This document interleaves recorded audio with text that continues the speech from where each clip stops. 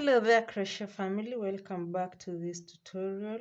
It's a very simple tutorial. As you can see, it's that of a scarf.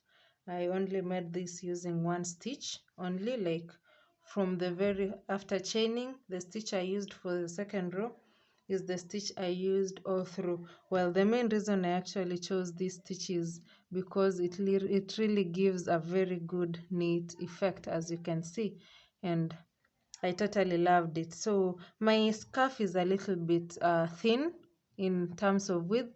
That's basically because I ran short of the yarn I was using, and for some reason I moved out of the country, so I couldn't access that kind of yarn. I was using this winterking yarn. I actually used 2 balls for this, but yeah, I think we'll have to work with it. Anyway, join me.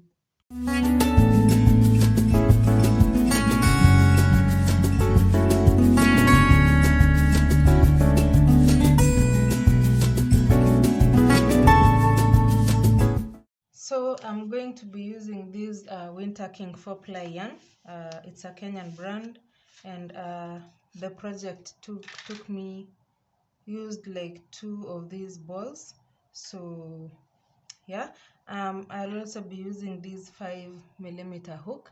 Actually, it took me time, guys, to start adjusting to using bigger hooks. I think starting off feels like like your hand cannot hold. It's like it's so slow, but trust me, the more you get to use it, the more it gets easier by the day. So I'm going to start off by making 20 chains. This is not my main project. This is just an illustration of how I'll go about mine. So I'm going to make 20 chains. Easy.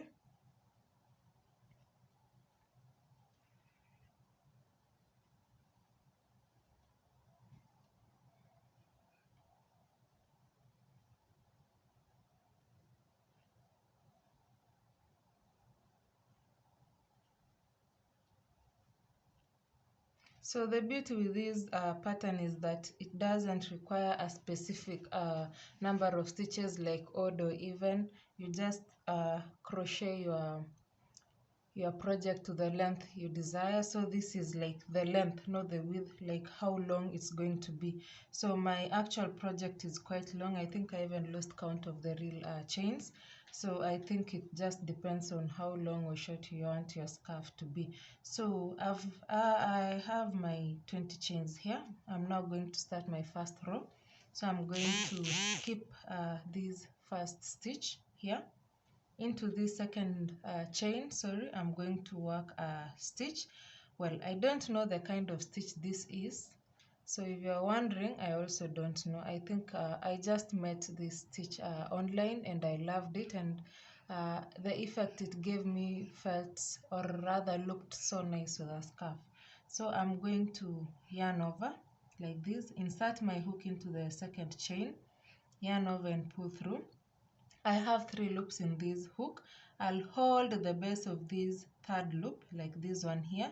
I'll hold it, and then I'll use that loop to pull through the remaining 2 loops. Yeah, I'm going to repeat it. I'll yarn over, insert my hook into the, I'll yarn over, insert my hook into the next chain, yarn over and pull through, and then hold the base of the third loop and use it to pull through the remaining 2 loops. So this is basically it. I'm going to be yarning over, inserting my hook into the next chain, yarning over and pulling through, holding the base of the third loop and using it to pull through the remaining 2. So this is what we are going to repeat until we get to the end of this first row. I think at first it looks so I don't know, maybe slow, but I guess the more you work on your project, the more your hand gets used to it, and the faster it becomes. So I'm now working towards the end of this first row. So I think I still have 2 chains to go. Like this.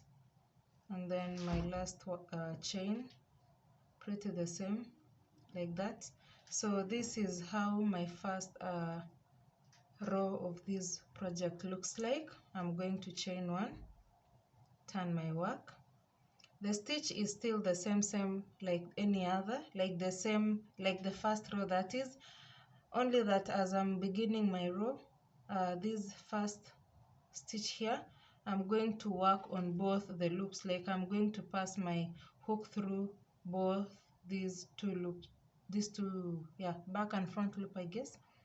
So I'm going to yarn over just like I've been doing before, like that. And then while I'm going to continue with this work, I'm now going to work on these, like I'm going to be working on this last loop here, this one, like this, you see. So I'm going to use the same stitch but insert my hook into the through the last loop.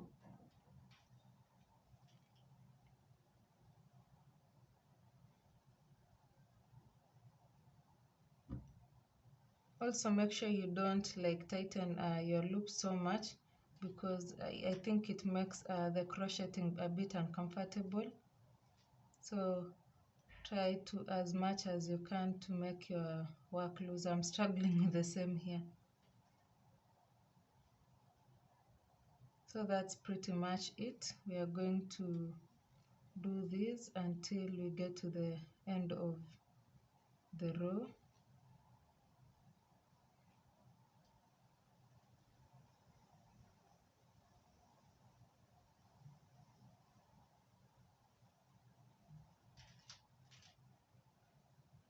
You're almost there, guys.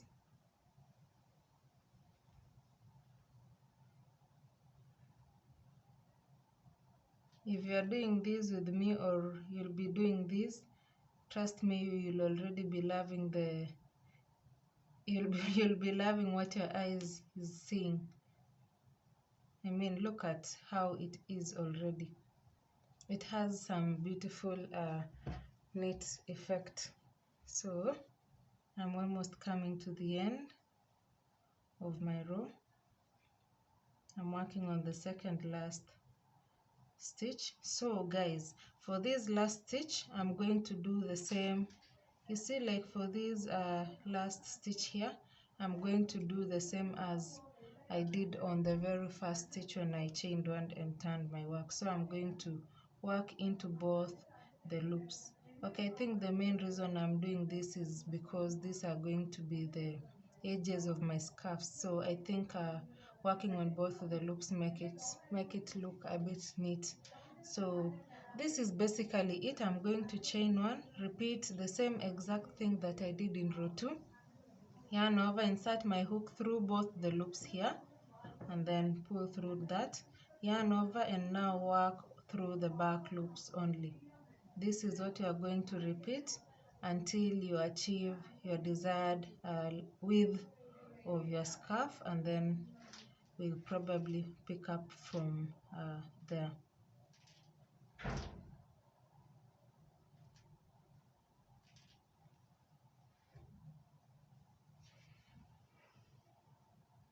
So guys, I've actually come back to show you how I completed this work. So I'm actually coming back with the main project now. As you can see, it's quite lengthy, yeah? But I think I love it long because I love I love tying it in the neck, not like just having it hang. So I'm actually going to finish off this project the same way. I think this is actually the easiest project I've ever made, like that. And then as always, for the last loop stitch, I'm going to work on both the loops, like that. And that is it, guys. I'm just going to do that, and I think I'm done. I didn't carry my scissor with me, so you'll pardon me for that. And then basically that is it, and our scarf is ready. Until next time, guys, see you.